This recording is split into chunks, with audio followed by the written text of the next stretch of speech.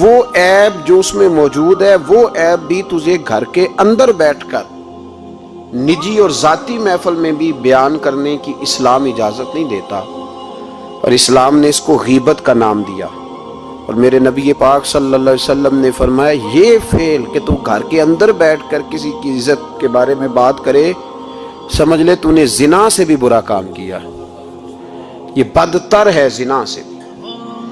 یہ جو زیادتی اور ظلم ہے نا میرے بھائی، اس کو اسلام نے اس قدر زیادہ ناپسند کیا، اور اس پر اسلام نے اس قدر زیادہ احکامات بیان کیے۔ میرے نبی کریم صلی اللہ علیہ وسلم نے فرمایا قیامت کے دن اللہ مظلوم کے ساتھ ہوگا۔ اللہ کس کے ساتھ ہوگا؟ قیامت کے دن اللہ مظلوم کے ساتھ ہوگا۔ اور یہ لفظ ہیں حدیث مبارکہ میں ابن حجر علیہ رحمہ نے لکھے، اللہ قیامت کے دن مظلوم کے ساتھ ہوگا۔ اور اگلے لفظ سنو گے تو حیران رہ جاؤ گے، فرمایا اللہ قیامت کے دن مظلوم کے ساتھ ہوگا اگرچہ وہ مظلوم کافر ہی کیوں نہ ہو، اگرچہ وہ مظلوم اللہ اس کے ساتھ ہوگا۔ اللہ قیامت کے دن مظلوم کے ساتھ ہے، اگرچہ وہ والا رٹا نہیں کہ میری برادری کا ہے تو میں نے سپورٹ تو کرنی ہے نا۔ ہم تو ظالموں کے ساتھ ہوتے ہیں۔ ہمارے دیہاتوں میں رواج ہے کہ نوجوان کسی کی عزت پر ہاتھ ڈالتا ہے، کسی کی بیٹی کو بھگا کے لاتا ہے تو اس کے دوست اس کی مدد کرنا فریضہ سمجھتے ہیں، اس کو سپورٹ کیا جاتا ہے، اس کو رہنے کو جگہ دی جاتی۔ ہم یہ نہیں دیکھتے کہ وہ چوک میں لڑائی ہوئی ہے اور ہمارے بچے کی کسی کے ساتھ پٹائی ہوئی تو ہم تو بندوقیں، ڈنڈے، کلاڑیاں اٹھا کے چلے جاتے ہیں۔ وہاں جا کے تحقیق پہ پتہ چلتا ہے کہ ظلم تو ہمارے بچے کا ہے، تو پھر مدد کس کی کرنی چاہیے تھی؟ ہم کس کی کرتے ہیں؟ میرے نبی کریم صلی اللہ علیہ وسلم کو اپنی امت سے بڑا پیار ہے، حضور کو بڑی محبت ہے۔ فرمایا قیامت کے دن لوگ اپنے اپنے ممبروں پہ بیٹھیں گے پر میں سجدے میں گر کے اپنی امت کی دعائیں مانگوں گا۔ قیامت میں جو بچے گا وہ میرے نبی پاک کی برکت سے بچے گا۔ لیکن رسول کریم علیہ الصلوۃ والسلام نے فرمایا ظلم کر کے نہ آنا، تمہاری باقی کمیوں پہ میں پردے ڈلوا دوں گا، ظلم کر کے نہ آنا۔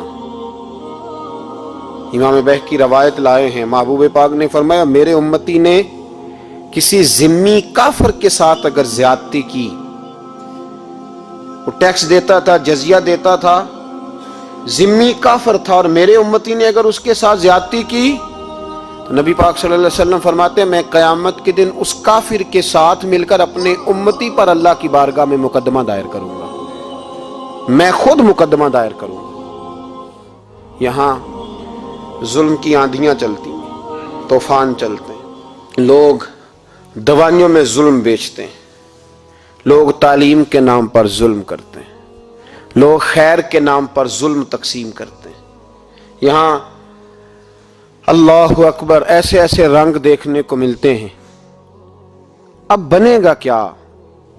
کیا ہر زینب اسی طرح تڑپ کے چلی جائے گی؟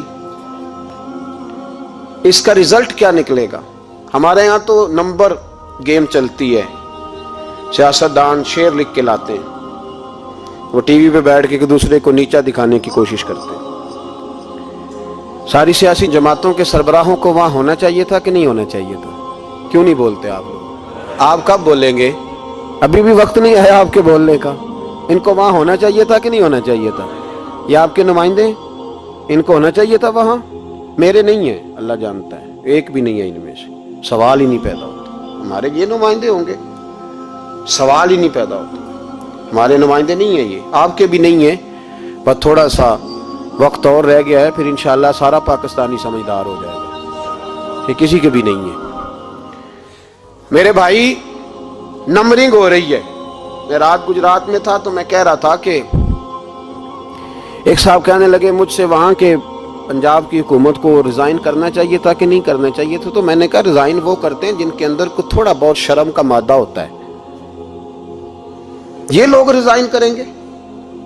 یہ کیسے کر سکتے ہیں؟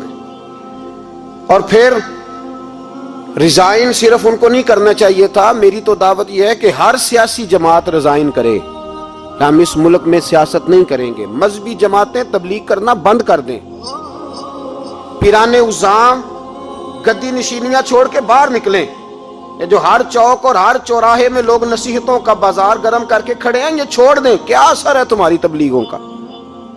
کیا مل رہا ہے قوم کو؟ تمہاری گدیاں کیا تزکیہ نفس کر رہی ہیں؟ اور ہر اس آدمی پہ مقدمہ ہونا چاہیے جس کے موبائل میں گندی فوٹو ہے۔ ہر وہ آدمی مجرم ہے جو گند دیکھتا ہے، گند آگے تقسیم کرتا ہے۔ ایسے ہی ایک دو آدمی کا نام لگا کے چپ کر گئے ہو، صبح قیامت کے دن اس زینب کے خون کے حساب میں مجھے بھی پوچھا جائے گا اور آپ کو بھی پوچھا جائے گا۔ ہر ایک آدمی دوسرے پہ بوجھ ڈال کے خاموش ہو جاتا ہے۔ حکومت نے غلط کیا، حکومت بنوائی کس نے تھی؟ کس نے ووٹ دیا تھا؟ برابر کے شریک ہیں ان کے جرموں میں جو ان کو ٹھپے لگاتے ہیں، چپ کر جاتے ہو تنقید کر کے۔ حضرت سیدنا امام مالک رحمت اللہ علیہ فرمایا کرتے، ظالموں کا مددگار بھی ظالم ہوتا ہے، تو ان کو ٹھپے لگانے والا ظالم نہیں ہوتا؟ وہ نہیں مددگار ظالموں کا؟ ابھی تک لوگ کہہ رہے ہیں مولانا آپ سخت جملے کہتے ہیں، آپ سخت جملے کہتے ہیں، آپ بچیں۔ میں نے کہا تمہیں پتہ نہیں نا، تمہیں خبر نہیں، تم اس زیادتی کا شکار نہیں ہو، تمہیں کیا پتا۔ میرے ایک چچا کا بیٹا تھا، اکلوتا تھا، وہ رستے میں جاتے ہوئے کسی کی گولی کا شکار ہو گیا۔ میں تھانے گیا پرچہ کٹوانے، طالب علمی کا زمانہ تھا، جب میں گھر سے نکلا تھا تو میری جیب میں 2 روپے تھے۔ میرے تو ابا جی بڑی دیر پہلے انتقال کر گئے۔ چچا کی یہ حالت تھی کہ وہ بیچارے اٹھنے کے قابل نہیں رہے، ایک بیٹا تھا۔ اور میں جب تھانے گیا تو میں نے پرچہ کاٹنے والے سے کہا کہ قتل ہو گیا ہے، پرچہ کٹوانا ہے۔ اور ڈاکٹر یہ کہتا ہے، ڈاکٹر جو مسیحا بنے پھرتے ہیں قوم کے، وہ کہتا ہے لاش کو ادھر رکھو اور پہلے پرچہ کٹوا کے لاؤ، پھر پوسٹ مارٹم کریں گے۔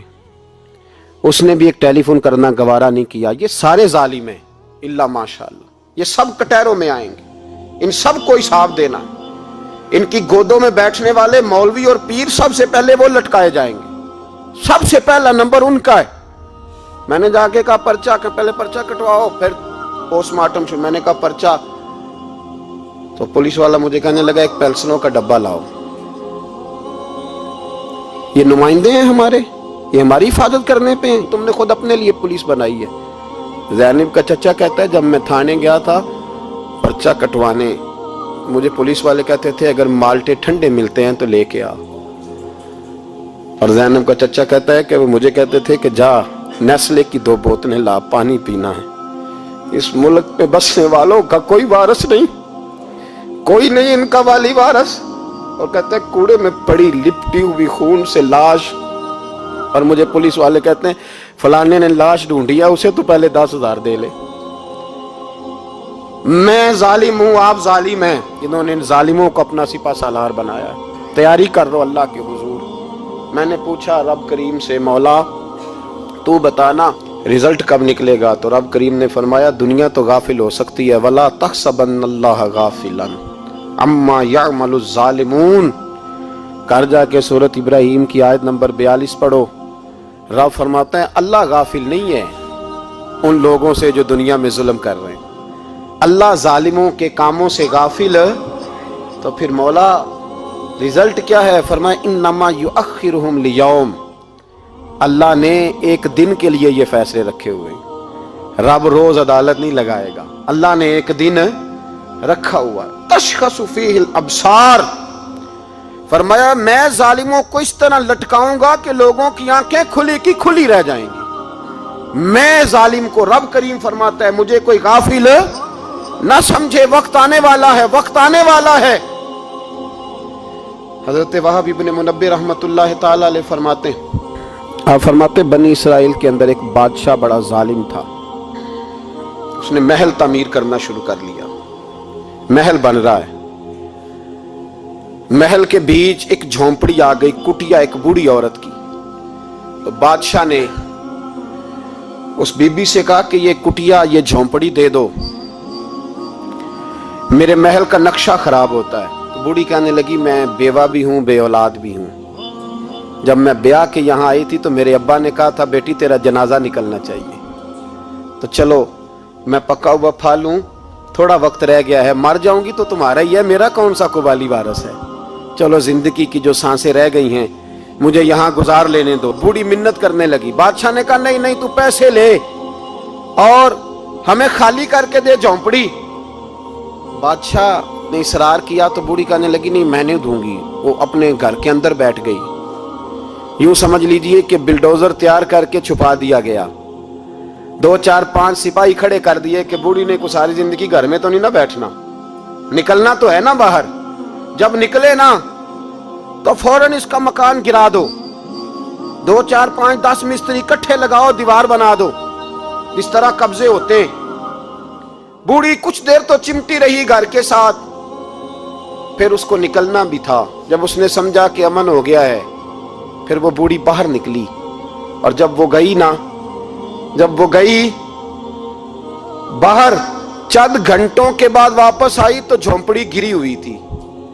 घर की छत के तिनके हवाओं के साथ बिखरे हुए थे। नया मकान बन गया। वहाब इब्ने मुनब्बे अलैहि रहमा फरमाते उस बीबी ने जो दुआ मांगी तो अर्श फर्श हिलने लगे, जमीन कांपने लगी। उस बीबी ने लफ्ज पता क्या अदा किए? कहने लगी ए अल्लाह, मैं तो मौजूद नहीं थी, तू बता तू कहां था। अल्लाह मैं तो नहीं थी। ज़ैनब की अम्मा भी पूछती है अल्लाह मैं तो नहीं थी, तू तो मौजूद था ना। तो अर्श का मालिक कहता मैं हिला दूंगा। जरा इन उलमा को, मशाइख को, इन अरबाब इक़्तिदार को देख लेने दो, मेरी ढील है, मैं इन्हें हिला दूंगा। कहती अल्लाह मैं तो नहीं थी, तू कहां था, तू बता। रब करीम ने फरमाया जिब्रील दौड़ के जा, दौड़। अल्लाह हुक्म क्या फरमाया, पलट दे इस बस्ती को, तबाह कर दे उन लोगों को जो जुल्म पर चुप रहते, उन्हें तबाह कर दे। दुनिया में कतील उससे मुनाफिक नहीं कोई, दुनिया में कतील उससे मुनाफिक नहीं कोई जो जुल्म तो सहता है बगावत नहीं करता। उससे मुनाफिक नहीं कोई। मुनाफिक बन के जीना बंद कर दो, अब मोमिन बन के जीना सीखो। इन जालिमों के खिलाफ बोलो। मेरे अजीज कहते हैं तबाह कर दो बस्ती को। बस्ती उलट दी, घर तबाह हो गए। याद रखो अर्श का मालिक कहता तो मैं देख रहा हूं, वरना कोई मौजूद ना था, मैं तो था ना, मैं तो सारा कुछ देख रहा हूं। मैं इस वला तहसबन्नल्लाह गाफिलन अम्मा यअमलुज़ ज़ालिमून, लोग अल्लाह को गाफिल ना समझें। और फिर मीडिया चीखता है, कहता है जी बड़ा जुल्म हुआ। इस काम में सबसे ज्यादा किरदार इस बुराई को फैलाने में मीडिया का है। मीडिया तो बच्चों को गुनाह के तरीके बतलाता है। और हुकूमतें, मुमताज कादरी का जनाजा ना दिखाना हो तो मीडिया सारा बंद हो जाता है। फैजाबाद धरने का जुल्म ना दिखाना हो तो मीडिया सारा बंद हो जाता है। तो गंद रोकना चाहे तो गंद रुक सकता है कि नहीं रुक सकता? ये पाबंदी, ये टेक्निकली जमाना है। अगर ये बंद करना चाहे तो हर चीज अपनी जगह पे बंद हो सकती है कि नहीं? बोले। लेकिन हम तो रोएंगे ना, फेसबुक पे तस्वीर लगाएंगे ज़ैनब के साथ जुल्म हुआ, तो तेरी तो हमाम वाली दुकान पे गंदी फोटो लगी हुई है, तेरे तो मोबाइल में सारा गंद है। इस गंद की तरवीज और इशात में तो मैं और आप शामिल होते जा रहे हैं। गंद तो प्रमोट हो रहा है, इसी से तो लोगों के जज्बात उभरते हैं। अब्बा जी कहते हैं मुझे एतबार है, मुझे एतबार है बेटी पे। ये क्या तमाशा हुआ एतबार का? ये क्या बात हुई? एतबार किसको कहते हैं? हजरत जुनैद बगदादी रहमतुल्लाह ताला अलैह, आपसे किसी ने पूछा, मैं थोड़े दिन पहले, मुझे गुजरात यूनिवर्सिटी के कुछ तालिब इल्मों ने दावत दी, कुछ असातिज़ा ने कहा कि यहाँ सीरत सेमिनार है, आप आएँ। सियालकोट में जो कैंपस है, मैं वहाँ जब पहुँचा तो मैंने कहा यार ये सिर्फ लड़के होने चाहिए। कहने लगे इतने इतने बोले मौलवी तकरीर करते हैं लड़कियों में, तो आप। तो मैंने कहा यार मुझे दिखिया नूर समझ लो, पुराने ख्यालात का हूँ, और वैसे भी मेरे लिए मौलवी हुज्जत नहीं, मेरे लिए रसूलुल्लाह का दीन हुज्जत है, तो आप पर्दा कराएं। खैर उन्होंने मेहरबानी की, कोई पार्टीशन हो गई। जब मैं पहुंचा तो शायद 1.5 मिनट लगा हो मुझे गेट से हाल में जाने तक, लेकिन वहां जो बच्चे और बच्चियों का मैंने हाल देखा तो मैं दुआ मांग रहा था, ऐ अल्लाह तू इस कौम पे फजल फरमा, इस कौम पे। अब्बा जी कहते मुझे इतमार है। नाबीना से अभी अब्दुल्ला इब्ने मखतूम रदी अल्लाह ताला, वो आए हैं तो नबी पाक सल्लल्लाहु अलैहि वसल्लम ने फरमाया आयशा पर्दा कर लो, तेरे घर में बसने वाली बीबी सैयदा आयशा से भी पाक है, तेरी बेटी हजरत आयशा सिद्दीका से भी ज्यादा हुर्मत वाली है। नबी पाक ने फरमाया आयशा पर्दा करो, हुजूर वो नाबीना है। फरमाया तुम्हें तो नजर आ रहा है ना, तेरा एतबार यहां से भी ज्यादा बढ़ गया है।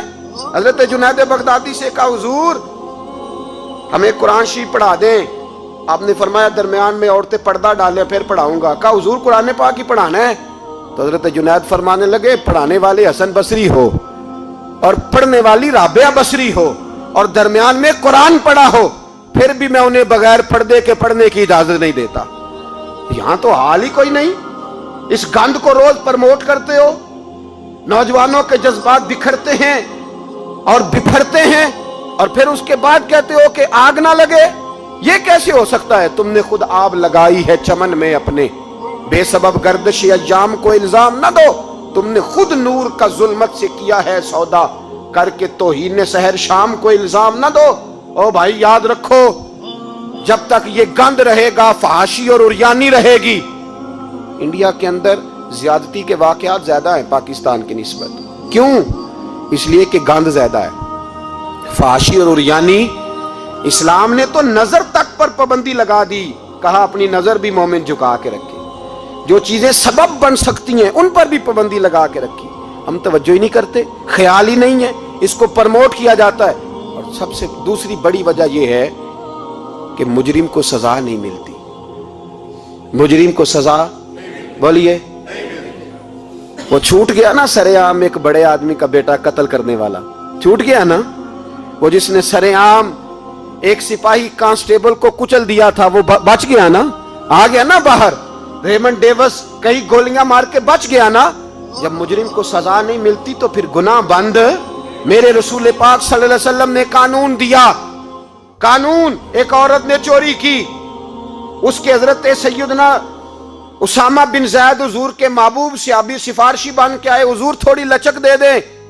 नबी पाक ने फरमाया सुनो, मेरी बेटी फातिमा भी चोरी करती तो मैं हाथ काट देता। मुजरिम के लिए सजा जरूरी है, मुजरिमों को सजा मिलेगी तो हालात बेहतर होंगे। कहते हैं सरेआम फांसी लगाओ, कहते हैं कानून में गुंजाइश नहीं। तुम्हारे लिए कानून रोज बदल जाता है। जब मुतालबा किया गया ना कि सरेआम फांसी, जाग रहे हैं आप लोग, कैसे हो गए जी? चले मैं दुआ करता हूं, अल्लाह करे मेरी कौम जाग जाए, आमीन तो कह दें। अल्लाह करे आप लोग जाग जाएं और जागते रहें। आला हज़रत ने फरमाया था, मशवरा दिया था, सूना जंगल रात अंधेरी छाई बदली काली है, सोने वालों जागते रहना क्योंकि चोरों की रखवाली है। सूना जंगल रात अंधेरी छाई बदली काली है, सोने वालों जागते रहना, चोरों की रखवाली है।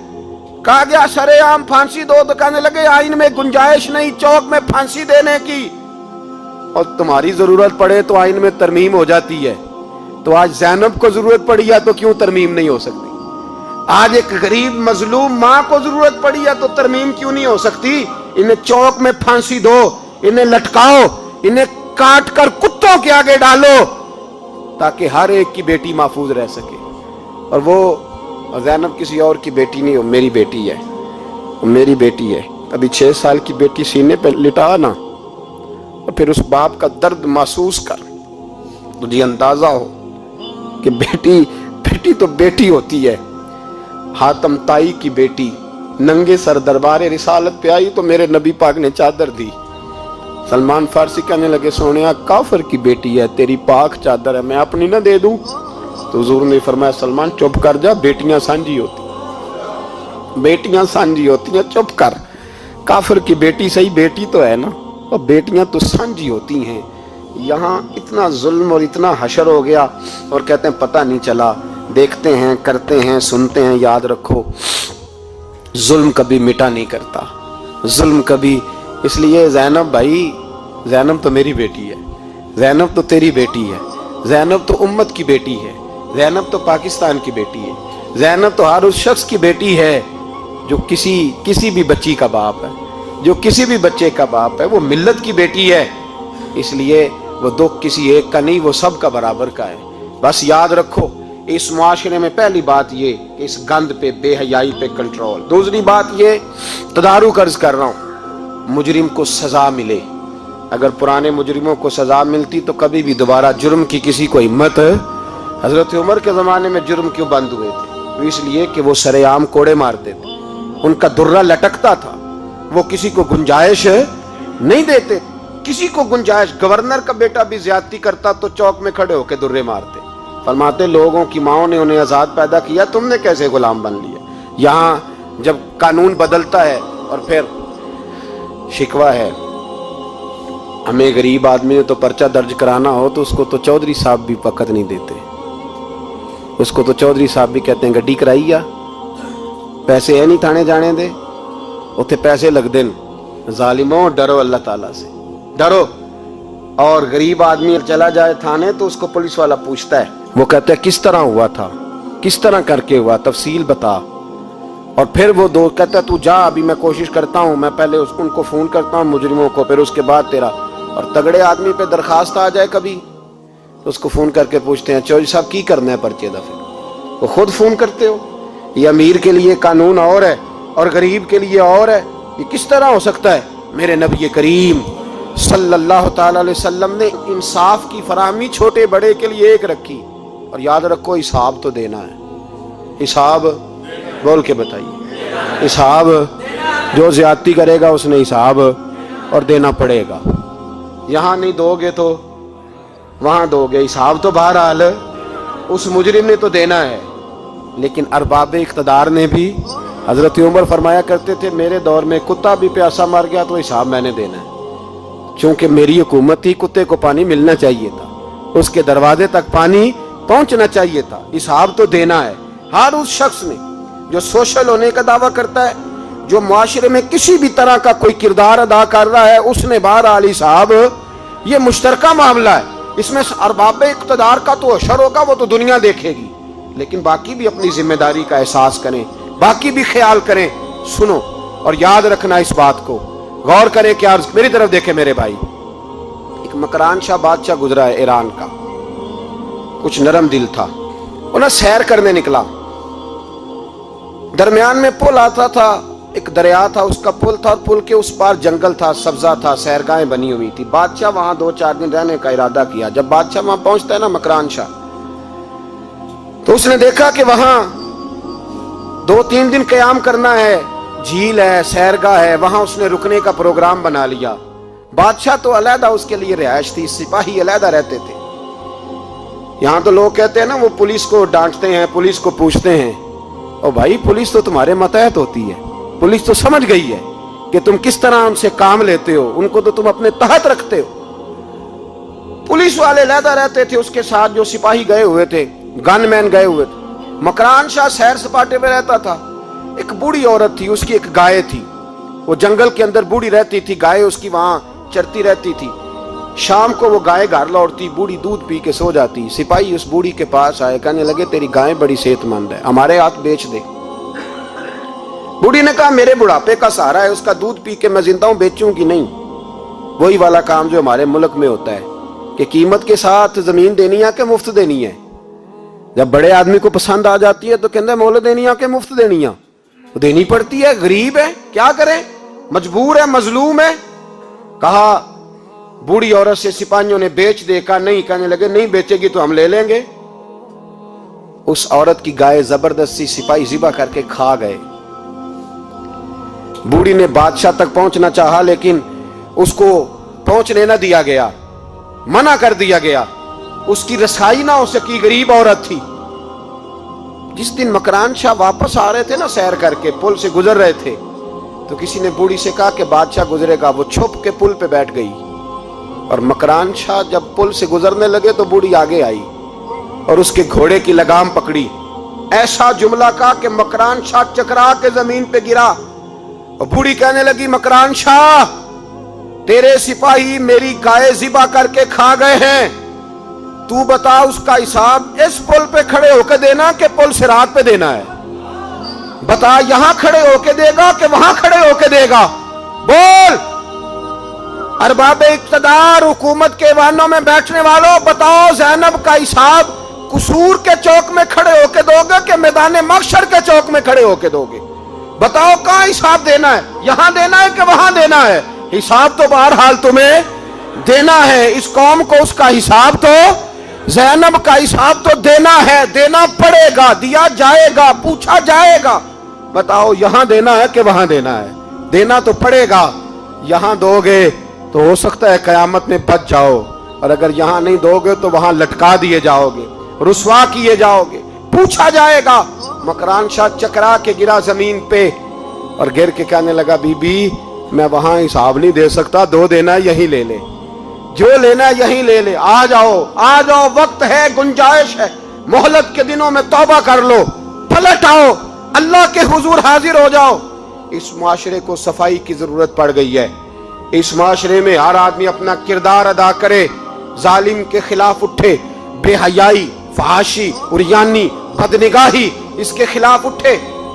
حضرت امیر معاویہ رضی اللہ تعالیٰ عنہ اپنے دور حکومت میں باہر نکلے، ایک بی بی با پردہ عورت برقعے میں گلی میں گھوم رہی تھی، برقع ڈال کے۔ حضرت امیر معاویہ دوڑ کے مسجد چلے گئے، رونے لگے، کہنے لگے صحابہ کے زمانے میں یہ عورتیں گلی میں آ گئی ہیں، ہمارے دور میں ہی آ گئی ہیں، کہیں اللہ کا قہر نازل نہ ہو جائے۔ حالانکہ وہ با پردہ تھی بی بی، یہاں تو بڑی ڈٹائی کے ساتھ فرنٹ سیٹ پہ بے پردہ عورت کو بٹھایا جاتا ہے اور دلیلیں دی جاتی ہیں کہ ہم پڑھ لکھ گئے ہیں، ایف ایس سی اور بی ایس سی ہماری تعلیم ہے۔ ہمارے پاس ابھی تازی تو کار آئی ہے، تو بتائیں نا کہ جو کار پہ بیٹھی ہے وہ کار کی مالکن ہے۔ یہاں تو ہر چیز کھول کے بیان کرنا لوگوں نے اپنے لیے ضروری سمجھ لیا ہے، اپنے کلچر کا حصہ بنا لیا ہے۔ خدا را فحاشی کے خلاف، بے حیائی کے خلاف، عریانی کے خلاف اٹھو اور اس پل کو باندھو۔ جب تک فحاشی رہے گی، عریانی رہے گی۔ پاکستان میں 10 کے قریب بچوں کے ساتھ روز زیادتی ہوتی ہے، یہ آپ کے قومی اخبارات کی آج صبح کی رپورٹ ہے۔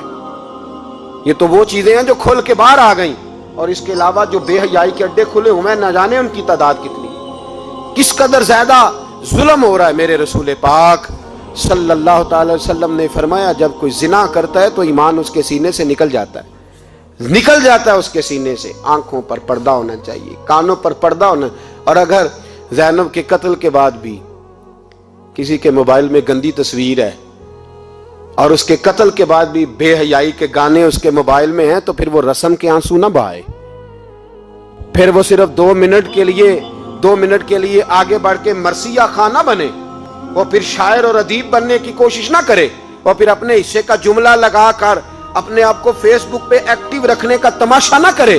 کیا مطلب ہوا ان چیزوں کا؟